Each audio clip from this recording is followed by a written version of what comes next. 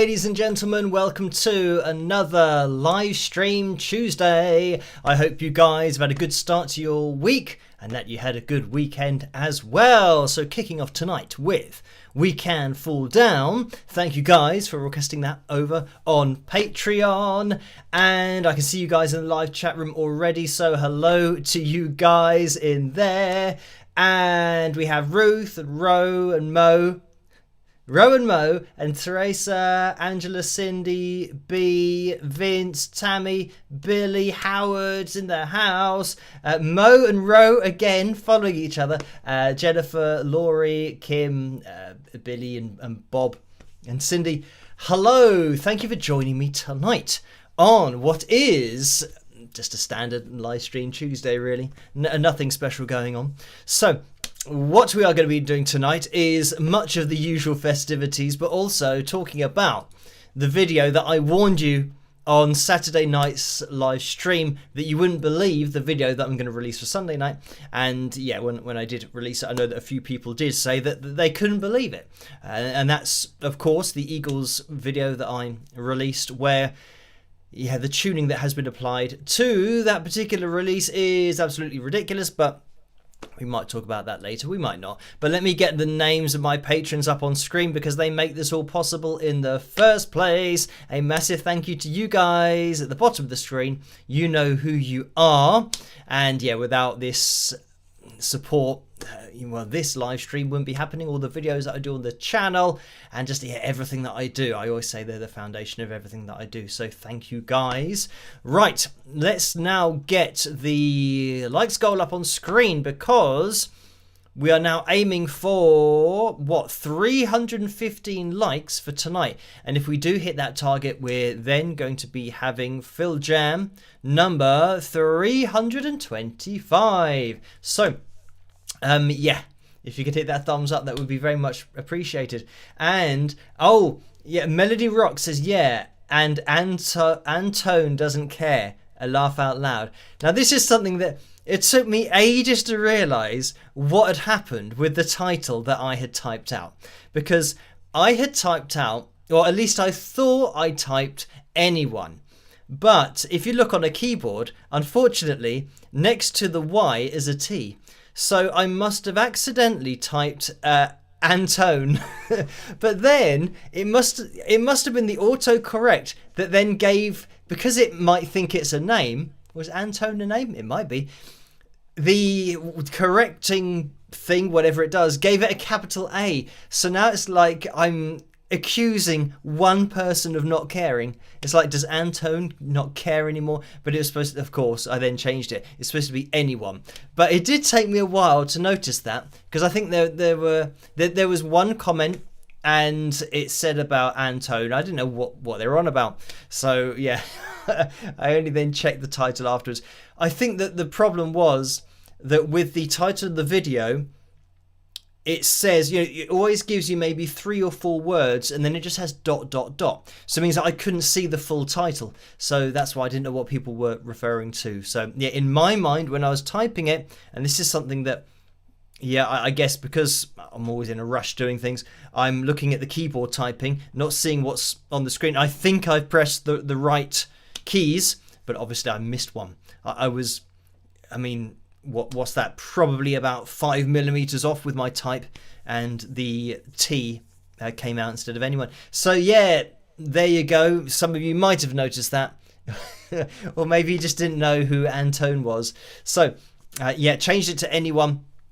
That was the point, me saying, does anyone care anymore? Because I couldn't believe, and I still can't believe, that the official release sounds like that, and nobody said, well, hang on, that's just ridiculous. You can't release it like that. They said, we can, and we are going to. It's like, but you spent maybe 1 second on actually remixing it. And this is what will happen is whenever something gets released or re-released, it's either remastered or remixed. Now, when it's remixed, that's where you have to start getting worried about things, because that means going back to potentially tuning vocals. When you've got a remaster, that shouldn't include tuning any vocals, because that's just affecting the EQ curve of the overall song. It's just kind of boosting or cutting particular frequencies.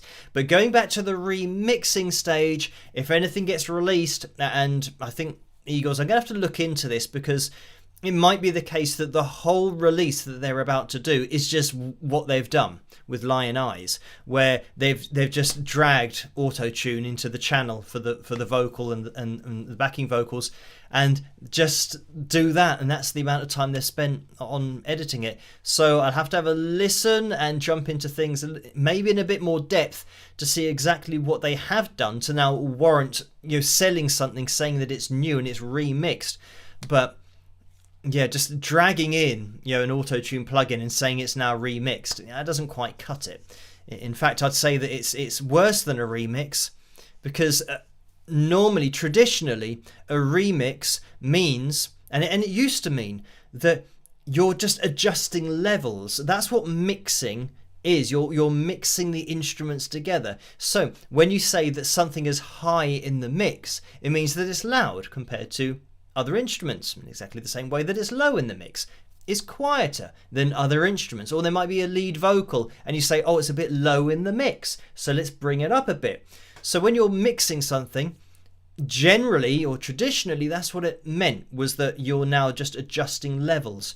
But saying that you're remixing something and taking vocals and tuning them all to within an inch of their lives, you think, well, yeah, now we're starting to go down changing. We're not remixing what was already there, we're now changing what was there. So yeah, that's the problem, that you go back to remixing and you think, well, yeah, that they could replay the guitar parts, they could redo the drums, just get rid of the whole original audio and re-record it again. If that's what you're going to do with the vocals, if you're going to change them so that it's now a new audio file, it wasn't what the vocal was, then yeah, where does that end? Changing everything.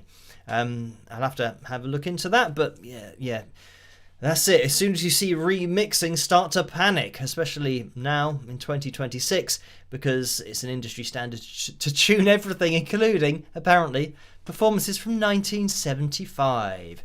So, anyway, we'll see what happens with that in the future, but it's all a bit of a shame. But we will get the donations tab up on screen, because as I always say, you don't have to donate, just watching is great. So for those people that can't resist donating, I think it's important that they know between 45 and 60% goes to YouTube through the Super Chat window, and between 3 and 5% goes to PayPal through the PayPal link, which you can find in the description below, but you don't have to donate. But thank you guys, to those of you who do donate, it's very much appreciated. Melody Rock says, again, did they double clicked it or did it manually? So, I mean, to me, it sounds like they've just dragged and dropped an Autotune plugin into the channel, because it is that abrupt the way that it's been done. If it were being applied manually, when you get the flips in the vocal where it's mistakenly taking it to the wrong note, you would hear that and you would see it on Melodyne. You see, oh, hang on, that's hit the wrong note, but you can hear that it's the wrong note. So then you'd grab it and you'd drag it down manually to the correct note, but that hasn't happened. So the Autotune flips that are happening, hearing those, they haven't even gone in to adjust that. They've just left it as it was and go, oh, well, that's all right. But you know, I'd say, but you can hear the processor working and you can hear it flipping, and you know, they'll say, yeah, but that's fine. Basically, it's just not going into it and editing it other than the default. So, yeah, I think even with double clicking, because in the first phrase of the song, there's an auto-tune flip that goes down a semitone just for a split second. But with that, if you were double clicking, that flip wouldn't be in there because it happens too quickly. That's a processor grabbing the note by itself. So with Melodyne, if you're double clicking on each note, you wouldn't have double clicked in between those two notes because it's too fast. You wouldn't be able to hear that kind of drop down.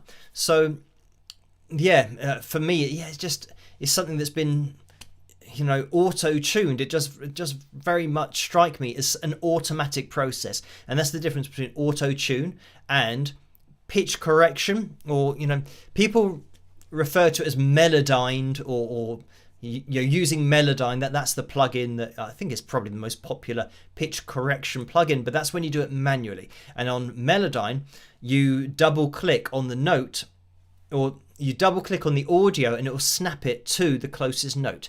So if you've got a singer who's in and around the right place, then Melodyne will then just put everything on A440. If they are so far off that they're like a semitone off, then they double click it to centralize it over the wrong note and just drag it down to the semitone below. So yeah, everything you can correct, but that is a manual process. So I've always said that they should call it Autotune and manual tune, because then there's no confusion as to what's going on. Everyone will know what manually tuning something is. It's the person doing it themselves. So that's what happens with post pitch correction. Somebody's looking, unfortunately not listening, but they're looking at the notes and dragging them to A440. And even in some of those cases, the result has been horrendous, because they are squashing like the vibrato and centralizing it perfectly over A440. It just sounds weird. But yeah, Autotune is something where you're just leaving a processor to do it all for you, and that's what's used live. But then that's what can also be used in your digital audio workstation. If you have like Antares, for example, that can be used live by running the vocal into a laptop and then come out of the laptop. It means that it's affecting the vocal in real time, comes out of the laptop into the desk, and then it comes out the speakers. So the voice that's going into the laptop, you never hear that. You hear the result of Antares and its tuning processor, and then that gives you the vocal out of the front of house to the crowd. So that's live auto-tune. You can use Antares in, yeah, like I said, your DAW, and just drag it into the channel, and it will do exactly the same thing that it would do live, so that you get that auto-tune sound to it, depending on the settings and how accurate the vocalist is. But like I said, what we heard on Sunday was just insane as to how poorly it's been applied and just how lazily it's been done. It's just like, oh yeah, that'll do. There's no thought to the original art of that particular performance. It's just, oh yeah, well, it's stuck to the lines now, release it. Next song, okay, drag, drop, release it. Next song, drag, drop, release it. But it's all about, unfortunately, the money side of it. The less, if you can say to people, oh, this is a new product, people say, well, why is it new? Because it's from 1975 and has been previously released. You say, oh no, all of those old releases, you can't get those anymore. This is the new remixed version. So then people go, oh, right, well, let me check this out. And then you realize what they've done. They've just dragged something into the channel strip of every vocal and harmony vocal. And that's what they're saying. Oh, yeah, no, oh, it's a new product. It's been totally, remixed. You say, no, it hasn't. You've just dragged something that's like 2 seconds work. And what are we going to charge for this? And it's not going to be like $5 for the DVD Blu-ray box set, whatever they're bringing out.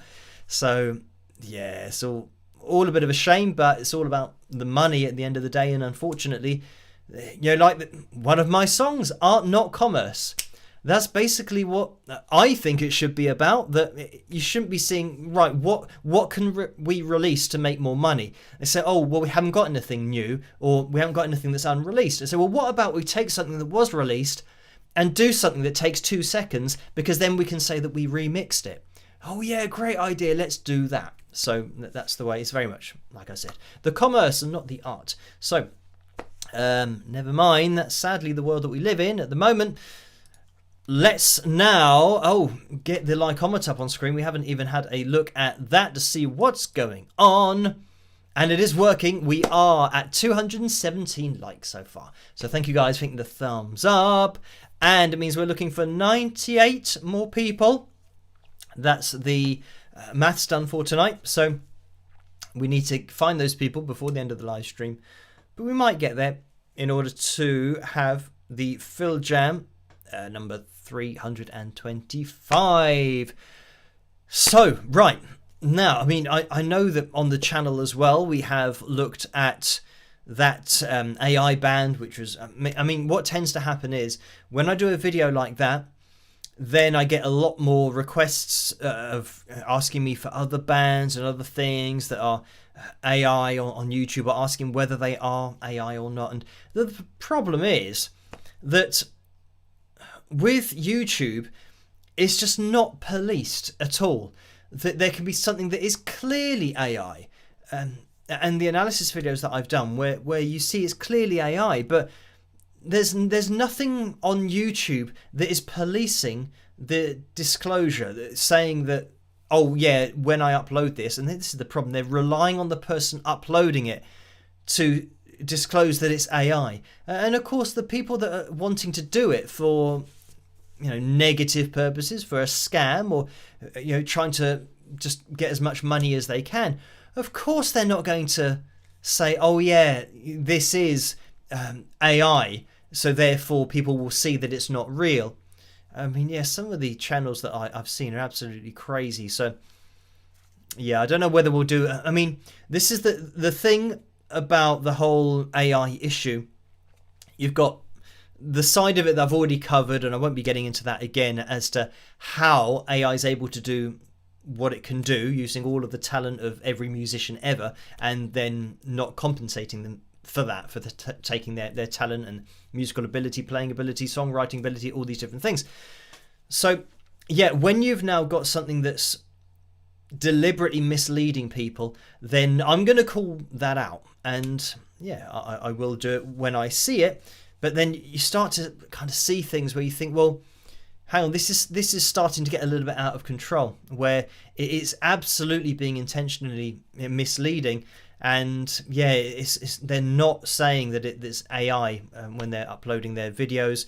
And I mean, yeah, like I said, I get lots of emails about it. So we might jump into it in the future, because I think the awareness and telling people that it's going on is really important.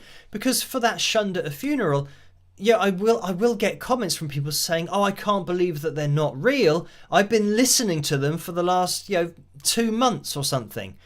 But they don't realise it's not an actual band. So for the people that say, oh, it's obviously AI, there are people that think it's real and are buying the music or the AI creations, thinking it's not an AI creation. So yeah, I think it's important to let everybody know that that's what's going on. And I think historically with my channel and the videos that I've done on AI bands and AI artists that aren't disclosing that they are AI, and it's very much leading towards a website for then, donate money please, because that'll keep the project going, or we really want to tour. Obviously they can't because they're AI. We really want to tour, but in order to tour, it's going to cost this amount of money, or we need it for travel and hotels. And obviously that's the scam. So that people then donate because they want this particular band or artist to tour, and they never will tour. That's all part of the scam. So yeah, when I see it, I will call it out. And the other thing is that some people say, oh, why are you focusing on this? With the videos that I've done in the past, it has made a difference. It absolutely has made a difference, to where in the past we had I think every video that I've made, there was like a country artist who was AI, and I found the person that was creating this AI content, and they then made a video. It was an AI song, obviously using prompts referencing the video that I made on this AI artist. So that proved that it was AI. But it meant that they then said that their creations were AI, and they mentioned it on Facebook. And because of the amount of coverage that my channel gave their AI content that they're trying to pretend wasn't AI, it means that now it's beyond doubt that it is AI, because you've had hundreds of thousands of people watching my video. So now it's common knowledge. And the really important thing about that is that when something gets out on the internet quite a lot, and there's a little bit of coverage, say for example I release my video and it gets a few 100,000 views, now AI and Google will look across the internet and it will find all these different conversations that are going on. It will find my video, it will find the comments, it will find that I have proven that it is AI, and it will start to say now in the results that this person or band are an AI band. And that didn't happen previously. That's why people were getting misled. So then we had another band after that, which I think a lot of people thought were AI, but then I just showed the pictures that I didn't even have to get into the music. But then it was somebody came out claiming that, oh, I'm the person behind this AI band. I can't remember the name of that band, but that was one that's more kind of in the public eye, in the news. But then there was another band, or should I say another artist after that, and that particular artist, after I made my video, again, before I did my video, none of this happened. So I released my video and then the whole website changed, and they changed the description about, what the project was and mentioned that they use AI. So that was great. And then we had another artist who I believe was the same person doing the first scam of another artist, or the artist that then had to change everything. So yeah, everyone then knew about that. And I mean, I know that I'm only one person, but if we go as we go through the fake artists and AI artists and bands, at least it's one more kind of not to have to deal with. And Google will look at things and now tell people, oh, it is AI. And that is the case that the band we had recently, Shunned at a Funeral, now it's starting to pop up that they are an AI band. And some people say, oh, they're watching my video now and they're saying, like as of, I think I had this comment yesterday, they're saying, oh, you're a bit late to the party. It's now common knowledge that this is AI, or everyone knows that this is an AI band. And they don't realize that my video wasn't released yesterday. I released my video, and I mean, some of these shorts videos, for example, have had hundreds of thousands of views. So everyone now knows that Shunned at a Funeral is an AI band. But before my video, it wasn't. I mean, that's why it got requested, because people didn't know. So yeah, it's funny that people say, oh yeah, no, everyone already knows. So what's the point of making this video? Everyone already knows because of my video. You're not watching it when it was released. It was released like, what, a week ago, a couple of weeks ago? I can't remember how long ago it was. But once you release a video and after a day, 2 or 3 days, when there is a lot of buzz around it and the videos get out there quite a lot, it means that the Google search engine will start to give more accurate results as to what is AI and what isn't. But like I said, I will call it out when I see it. But especially the only things that I'm calling out are the scams. There are people that create AI music and they state that it is AI, and they do that and disclose it, and that's all fine. I don't have a problem with using AI if they want to. I think if you're an original artist and you're using AI, and something that I spoke with Justin Hawkins about, that I mean, we both tend to agree that in the future, depending on what happens with the law, but certainly the way that it's going, if you've used any AI in the production of your music and you're an original artist and you are selling that music or making ad revenue from that music, things could get really complicated where you could lose your music in the future, because it might get to the point where anything that's created with AI, because it was created by training models on audio and copyright material they didn't have the right to use, everything might be struck off, saying, right, well, using AI at any point of your creative process, that might be ruled out. So you might have to start taking songs down and creating songs that don't rely on AI in any way, shape or form. So it could get really complicated in the future. So but like I said, there are still people that are creating songs with AI, and yeah, that's absolutely fine. It's nothing against them. I'm only pointing out where there's a fraud or dishonesty or something about it, and they know exactly what they're doing. Like on that Shunned at a Funeral website, where it says, is Shunned at a Funeral an AI band? And the answer was, not exactly. And then they write a massive paragraph about, creativity and, writing from the heart and connecting with an audience and all these different things that are basically saying anything to avoid admitting, yes, this is an AI band, because that is the answer. That's the truthful answer, and everyone knows that that's the truthful answer. So when they start going on about things, it almost sounds like an AI answer to try and hide the fact that it is. So yeah, anyway, let's move on from the AI thing. I mean, the joke is that AI, with the vocals being so strictly tuned to A440, when you have something like Eagles from 1975, apparently, that is now calibrated to A440, everything's tying in. So the music industry's been trying to make pitch correction or tuning vocals an industry standard. I'm talking about digitally tuning vocals, an industry standard for about 15 years. And now they've achieved it. So it means, right, okay, we've got an artist who isn't that accurate at singing. But it doesn't matter, because the most accurate vocalist in the world is now calibrated to A440. We have technology where we can calibrate the voice that isn't very good to A440. So that's great. That means we make as much money from an inaccurate singer as the most accurate singer in the world. So great. They're both the same. Now, what about if we want to create an artist who isn't even a person? We don't have to sign anyone. We can just type things in and say rock song 1975, male vocals. We just type in what we want, and now AI creates it. What happens with that? What does the vocal do? Well, we're going to train the the AI to put the vocal where all the other vocals are. Guess what?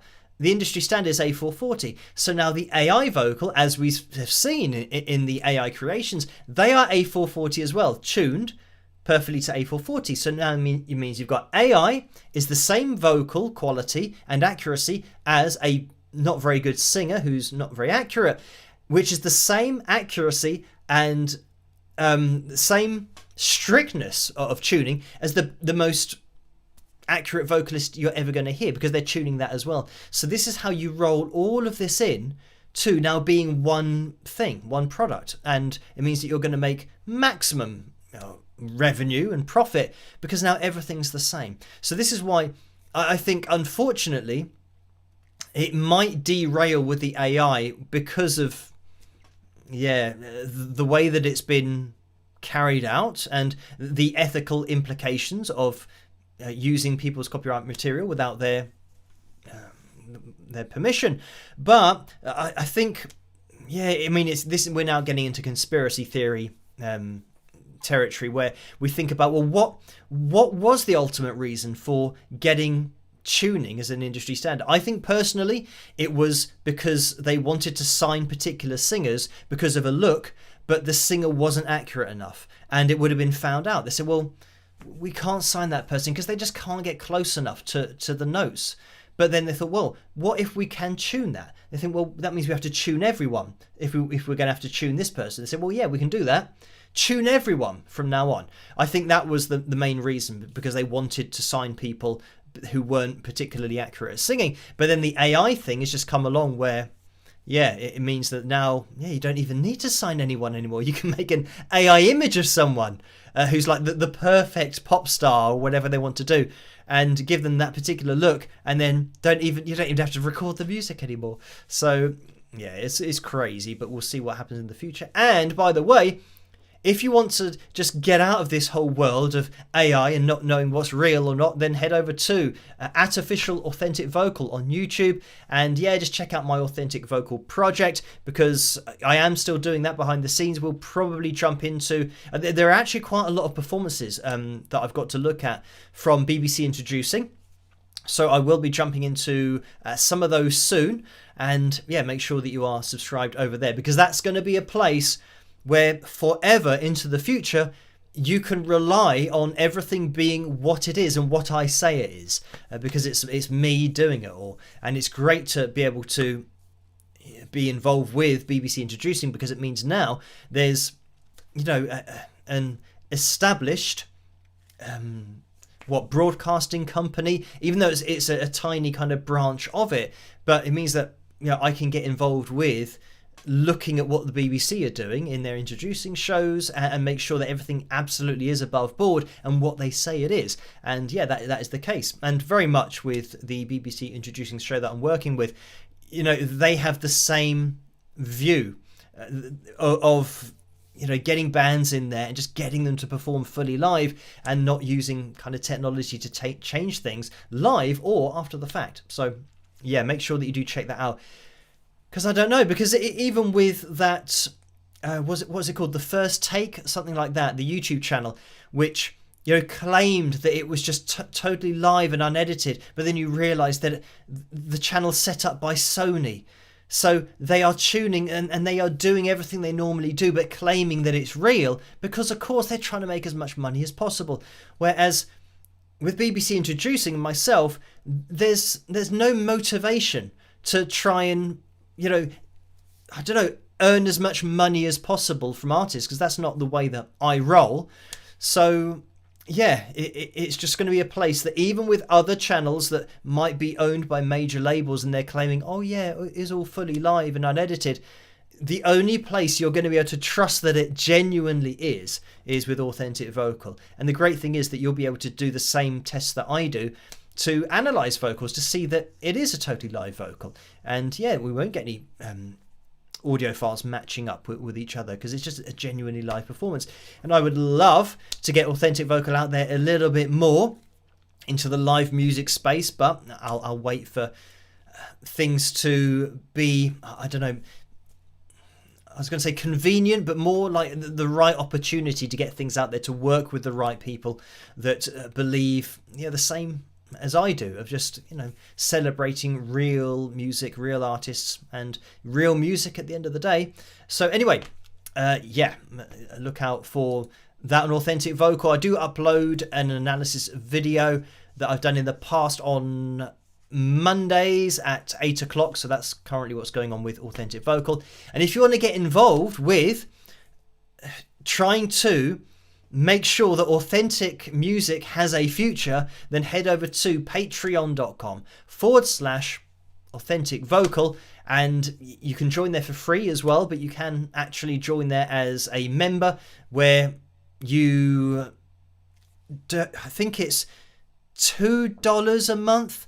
I wanted to set it up as something, I don't know whether it's the same in pounds, but you can support it for $2 a month, which is very much like what I do here. I always say that my patrons are the foundation of everything that I do on this channel. But with Authentic Vocal, the focus of that is just ensuring that there is going to be a space in the future where if everything goes crazy and we've got AI and we've got post-pitch corrected performances and we've got Autotune live, that there will be a place on the internet where you can go for performances knowing that they don't have any of this stuff, any of this AI or tuning involved. So that's what Authentic Vocal's all about, just ensuring that exists in the future. So anyway, yeah, check that out if you get a chance. Now, I know that there have been donations, so we will have a look. And Melody Rock says it's $3.50 a month. Oh, so maybe I set it up as £2 a month. So I know that there was a 2 something. So yeah, it was. I wanted to keep it. Just for people. Obviously, if you can't do it, or you can join there for free. You don't have to give money to it. I mean, it's very much like I always say. You don't have to donate. You don't have to get involved. But just for people that want to and can over on Authentic Vocal. So yeah, I think there's maybe a Patreon, VAT thing that's added to it. So I don't know whether the £2 is $3.50. I'll have to look at the conversion rates. But I know that the conversion things have been going all over the place recently because it's a conversion from US dollars to pound sterling, and things have been going crazy with everything going. And by the way, here's another thing.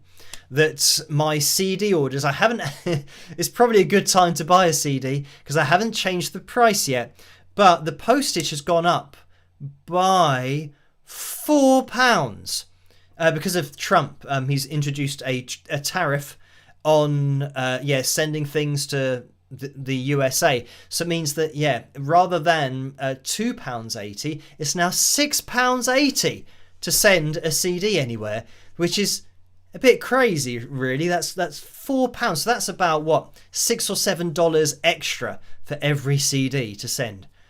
So yeah, a bit crazy, but that's the world we live in. Everything's going a bit crazy, but thankfully on Authentic Vocal, that is still at kind of the £2 or the $3.50 to get involved there if you want to, and you can. That's an important distinction to make. But right now, let's get into the donations, because we have had a few over on PayPal. So thank you for these. And first of all, William donated £25. So thank you for that, William. And that is a straight up donation. Cindy has donated £30 as well. Thank you for that, Cindy. The message is, how do you approach composing a solo for a song you are recording? Do you play along to the rhythm part / progression repeatedly until something clicks? Or do you already have a melody running in your head when you're even coming up with the progression? How much is pre-planned? So thank you for that. Generally, I would say that it's a kind of half and half. Like, you might have an idea for a melody that you want to get into the solo, so you start kind of working around with that. But then you'll have other things that you might come up with while you're just kind of jamming over the top of it. And yeah, it's going to be a combination of things. Generally, I'll try and keep things as melodic as possible, but I think you always have to have a certain degree of light and shade, and speeding things up and slowing things down. So yeah, there is points at which you get to where you think, oh yeah, I really want to have that, or you'll play something and think, oh, I liked what I did there, so I'll keep that in that particular section. But everyone's different, and this is what is interesting about guitarists and how they work. And I've mentioned before about Steve Vai, that when he's coming up with a solo, or historically when coming up with a solo, what he does is he just plays for hours and hours and hours over the progression, and then he'll go back and listen to what he was playing, and he'll take each part that he likes of that performance out of those hours and hours and hours, so that he's now got little unique parts that he came up with, and now he learns his own solo. So he pieces together bits that he didn't play all in one. He played them in tiny sections, and now he's pieced that all together, and then he learns whatever he's pieced together. So it's a really interesting way of doing it. And I wouldn't say that I do that because I've always got an idea of what I want to do, and I'm not kind of having to learn my own solo because I played my solo. Kind of that's what I wanted it to be. So yeah, I mean, I guess it cuts out on a lot of learning because I don't have to now sit and learn my own solo. But it's interesting how different guitarists come up with that final product. And certainly with Steve Vai, listening to his solos, that absolutely makes sense. That some of the stuff that he plays, you think, well, how did he come up with that? But then the answer is he didn't come up with that. He came up with those 3 or 4 notes. Then he came up in a totally different time, another 4 or 5 notes. And then a totally different time, he came up with 7 or 8 notes. And then another time, he came up with maybe 2 or 3 notes again. And they've all been pieced together. So it wasn't a conscious flow of kind of creativity. It's just tiny bits of creativity that then are all put together. So I guess it's ultimately like having a comp take of a solo, and then you're learning that comp take. What a comp take is, that imagine you play for, normally it's related to vocals, so you'll sing a vocal 2 or 3 or 4 times. Some people sing them like tens of times or hundreds of times. I don't really buy into that. I think probably 3 or 4 is, well, it should be enough if you do sing. So then you might like the particular take you did in, say for example the first verse, you think, oh, take 2 was really good, but then the chorus wasn't as good, but I like that take from the third take. So then you composite this take that includes bits from each take that you did. If you have 4, then as you go through, it's kind of taking bits from each take. Hopefully that makes sense. But if you're now talking about guitar, it would be like playing for maybe 2 or 3 hours, or maybe doing hundreds of takes, and then you're just taking little bits of each of these hundreds of takes. But of course, in the end, you don't know what it's going to sound like. You don't know what it's going to be because you didn't consciously write it that way. So now you have to learn it. You have to learn your own solo back. So yeah, interesting way of doing it, and everyone's different. And also it plays into, I think, your playing style. Like if you like to work unconsciously and work on techniques and work out solos and not necessarily create it in that conscious space, then yeah, that will give you your sound as a guitarist. I think it is fair to say that a lot of in this particular example, a lot of what Steve Vai does is subconscious muscle memory, and putting together lines and things that he didn't initially play, so he's got to work out the muscle memory in order to be able to do it. So it's not really the creation, it's now the learning of what has been pieced together. So yeah, interesting stuff. Right now, of course, when you say the opposite of that would be to now play something. I guess the exact opposite is to play over something that you've never heard before, because now you have to really consciously come up with stuff, and you can't afford to rely on anything really that is subconscious. So yeah, but it's all down to your playing preference and what you're into and how you like to play. So right now we are, let me just jump into this PayPal window, because I think we had another donation in there. And it was Tracy who donated £7.05. So thank you for that, Tracy.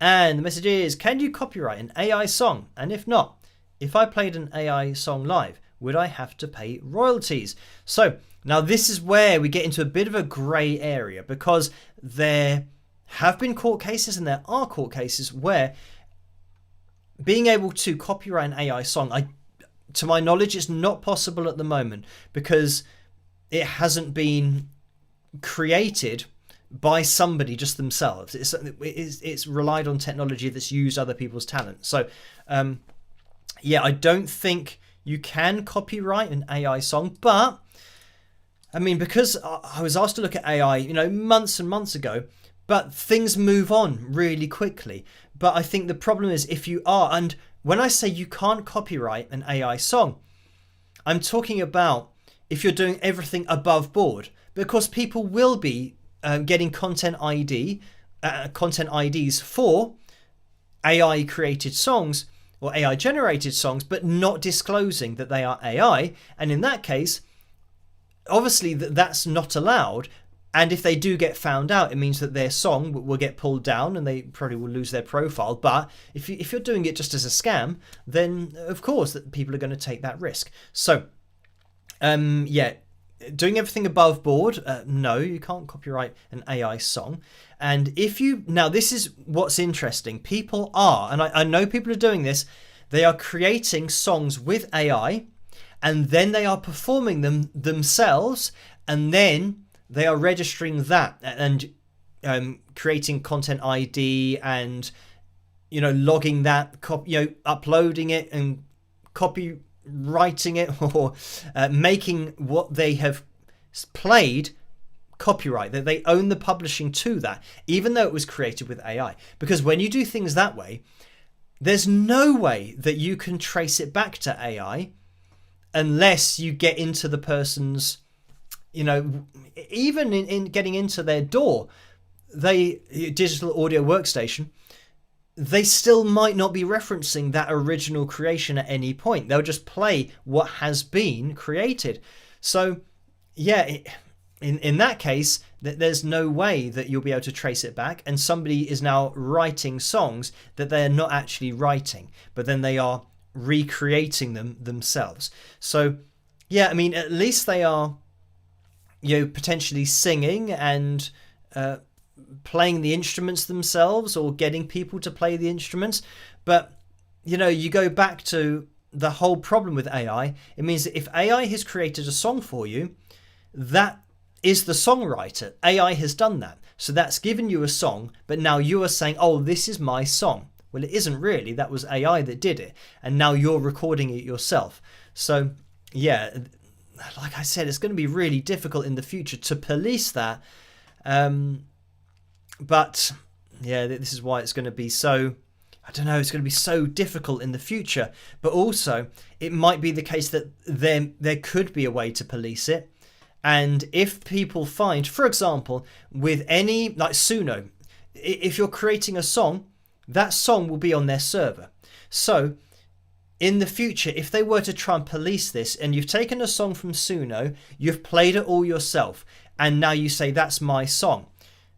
It might be the case that Suno say, well, no, that isn't your song. You've just recreated a creation, an AI creation, which again, in the future, it might be the case that you are now told to take down that song.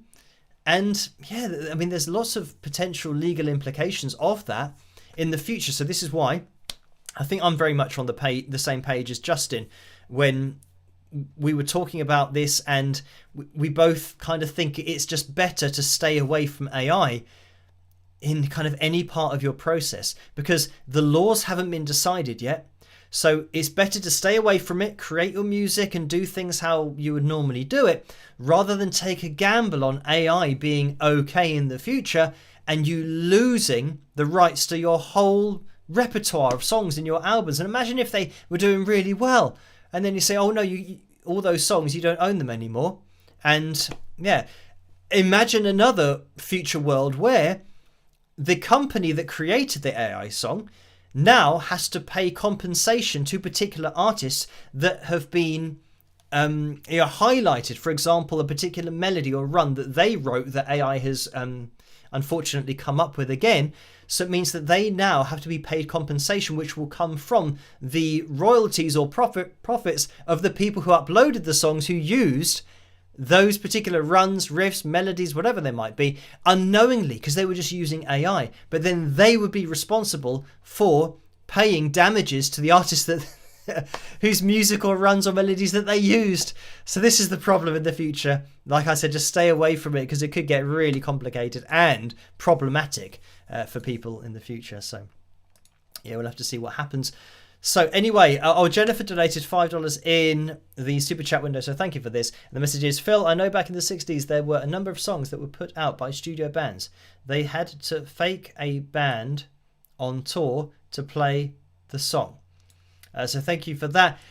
Yeah, but back in the day, it was still, if you had, say, the Wrecking Crew, just great session musicians who played on, yeah, just a ridiculous amount of hits. Back in the day, with those session musicians, they were paid for their session work. So it still meant that the artists, or should I say the musicians, the instrumentalists, they got paid. So, I mean, you might say that, well, yeah, but they didn't really get paid a lot. But at least there was an agreement that they had a contract with the record label to come in and record this particular song, whatever it might be, and then the artist comes in and does the vocal for it. So yeah, that was still all set up as music should be set up, that if you're doing something, you get paid for that. Whereas AI, it forgets about all of that. All of the musicians who have done all the work, they don't get anything. And just the company who have developed the AI model, they get everything. So that's where the problem was. So, all right. Tammy has donated $5. Thank you for that. And the message is, hi, Phil, I'll done on hitting. Oh, well done, that must be. It says I'll. Well done on hitting 527,000 subscribers. You are doing an amazing job. Keep rocking them in. So, yeah, Tammy's doing a little bit of me with the Antone on my last video. So thank you for that, Tammy. And oh yeah, let's jump this thing up on screen, if that's even the correct term. 527,000 subscribers. So thank you everyone for subscribing. Hit the thumbs up, getting involved with the channel. It is very much appreciated. And yeah, we'll keep on pushing forward, as I always say, and see where we end up. Now, let's have a look at the likeometer to see how close we are. We are getting there. It moved, but it's back. It's 287 likes. We're aiming for 315. So it means that we're looking for, what is that? Oh, it was going to be, well, I don't know now, 27, maybe? That's what my brain said. So, yeah. If you could hit that thumbs up, would be very much appreciated. We are going to be jumping into the cover video very soon. But Jennifer donated $5 and said, Phil, I'm thinking of the song Tequila. It was done by a studio band and they had to make up a group to go out on tour. There was some more like that. So thank you for that. And yeah, because I'm looking at this in the comments, it's now going to make the likeometer disappear. But yeah, well, if they're a studio band and they had to make up a group to go on tour, I mean, generally, if you're a studio band, if you're a band that play in the studio, then you would still go out and play as a band. If you mean that they are session musicians, which is a different thing, then now they have to get people to make the band in order to play what the session musicians played. But then, more often than not, if something does really well, the session musicians who played in the studio are then used for the live performances when that artist goes on tour. Now, whether it is now seen as a band, that's something that a session musician might not do, as in tour the world being a band and doing photo shoots and all that kind of stuff. But if it's just supporting an artist like the singer who's known, then that's what session musicians do as well. They go out on tour, and sometimes they'll be with the same artist for very many years, because that's just what they do now. They're a session musician for not only playing live but also playing in the studio for that particular artist. So anyway, look, we need to jump into tonight's cover video. And as for Troll Corner, I can't really think of any Troll Corner things. I think maybe last time I mentioned something and then got into explaining what it was all about anyway. So that might have been the Troll Corner, but we didn't get the troll up on screen. So anyway, we will jump into, it looks like it's going to be all right now, my version of the free classic, of course, with 52% of the vote. So thank you guys for voting for that. And then we'll keep an eye on the likeometer. We do have a picture corner as well, but we're looking for 16 more people to hit the thumbs up. Then we'll bust out the guitar for a Phil jam at the end of the live stream as well. But anyway, I hope you guys enjoy this, and I'll see you after. Rock!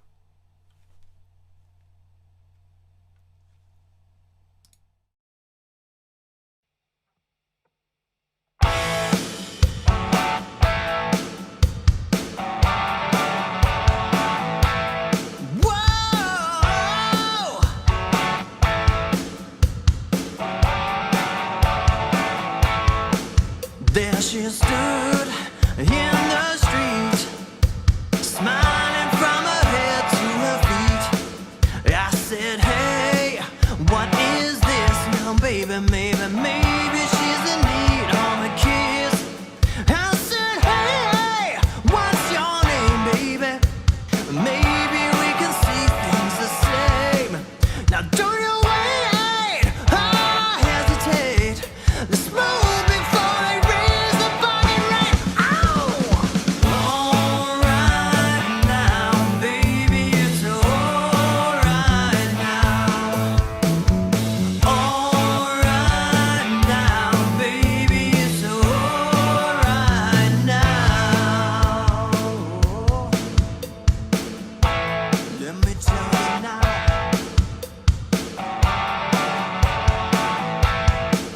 I took her home to my place, watching every move on her face. And she said, look, what's your game, baby? Are you trying to put me in shape? I said, slow, don't go so fast. Don't you think that love can last?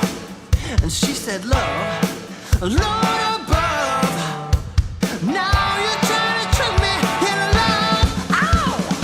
Alright now, baby, it's alright now. Alright now, baby, it's alright now.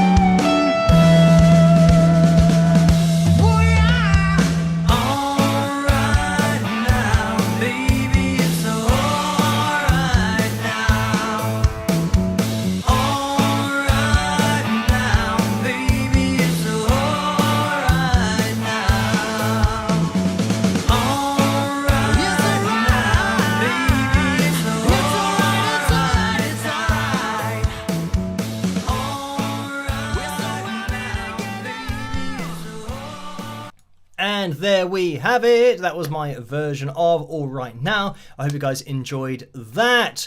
Right, now let's jump into Picture Corner, I think. We'll see what is going on in there today. Now, let me just check that I think I have set up the screen capture, so we'll just jump in and we will see what happens when we get in there. Right. Okay, I'm going to click on the button. There we go. So that's the screen capture that we've got. And this is indeed working. Now, what I'm going to have to do is, I haven't actually got the messages that come with this. I'm going to have to try and find it quickly.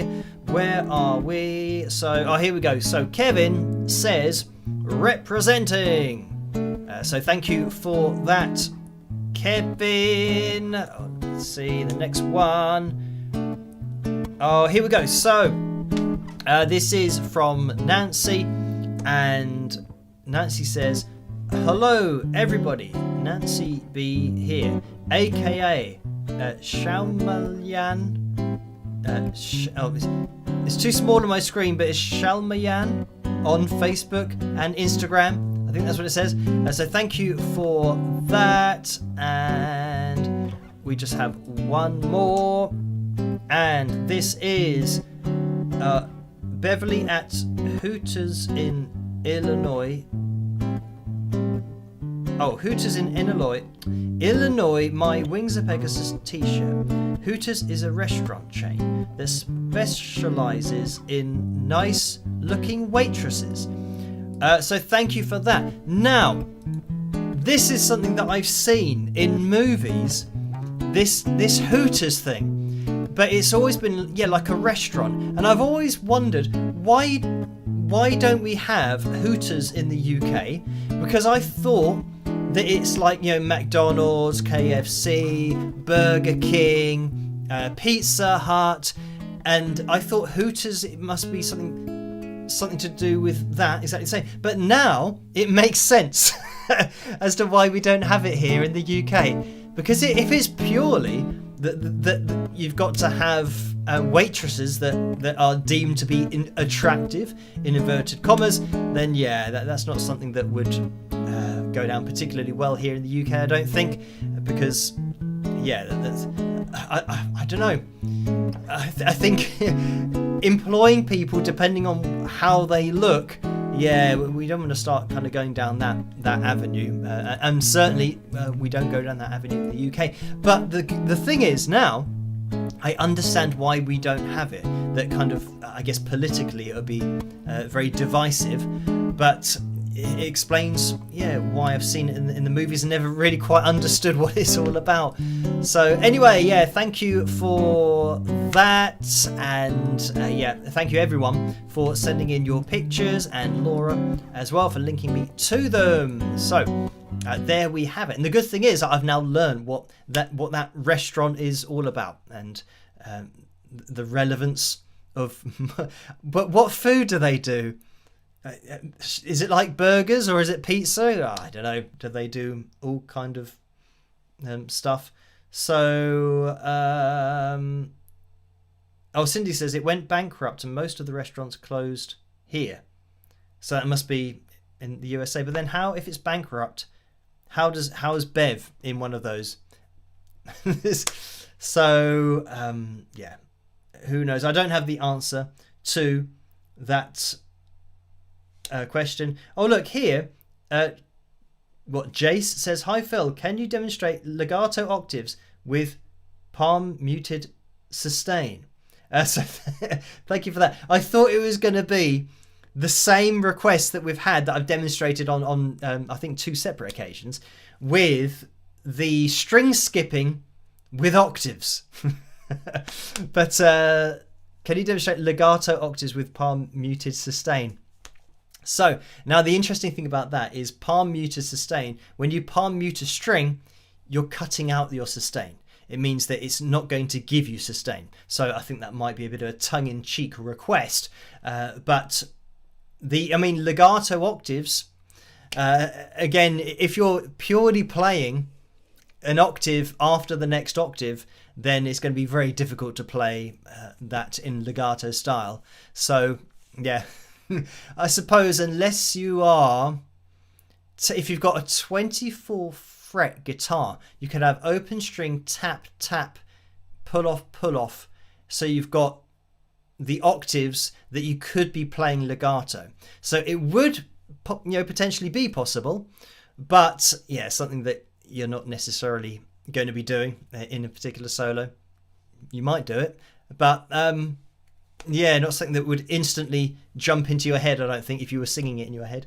So anyway, yes, let's get back to, we are going to be having a fill jam, so let's try to keep as organized as possible, and I will just check that we are up to date with everything, which I think we are. Quick jump into the donations. Angela's donated $10, so thank you for that. And the message is, please spike the like and help the channel to grow. Plus, you'll hear an awesome fill jam. So, thank you for that. And on that note, we will be jumping into the fill jam. Now, as always, this is coming from a laptop, so it's all a bit weird. As for the levels, who knows what's going to be happening. But this is... try and move my chair so that I wreck everything as I move. Get my seat on the lead, which always happens, which is annoying. So this is going to be B Mixolydian Funk Vamp Guitar Practice backing track, and this is from Jam Tracks for Days on YouTube. Let me turn on that to see.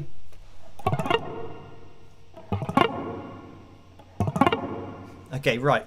I can see that that's working. Now, this is always dodgy with the levels, so we're just going to see what happens. And yeah, hearing it is sometimes difficult, but let's have a listen, see what happens.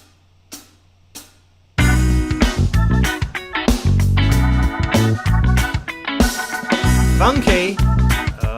Okay. I need to turn this up. It's not loud enough.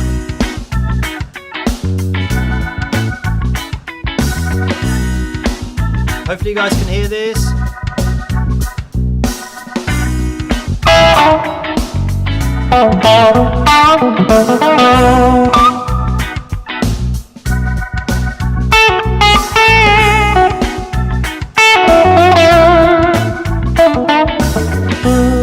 Can you hear this? Oh yeah, Red Dude.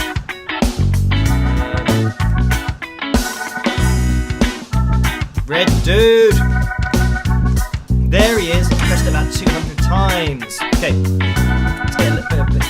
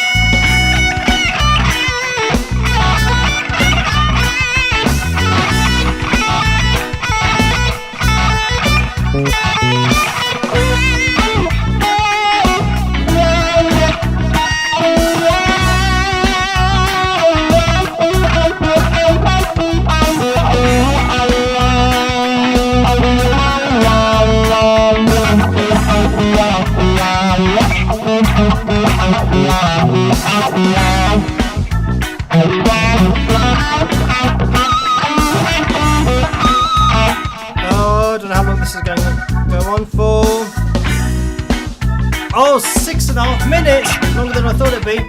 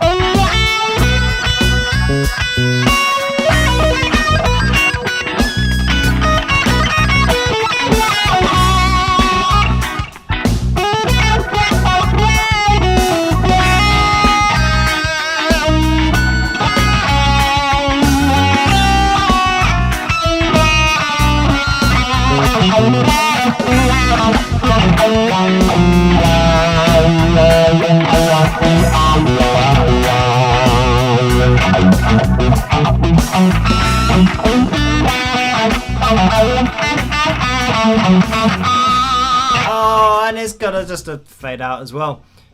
So yeah, so there we go. That was just the same thing over and over and over and over again, which is what a vamp is. So it doesn't go anywhere. You're just playing them over the same thing. Let's see what we had. I don't know if you can hear this. So yeah, there you go. But that was, oh, let me skip this advert. That was B Mixolydian Funk Vamp Guitar Practice Backing Track. So there you go, and that's from Jam Tracks for Days, if you guys want to play over that. So yeah, I think that's more of a just kind of working through lines and playing through things. We got a little bit kind of jazzy in places, just though.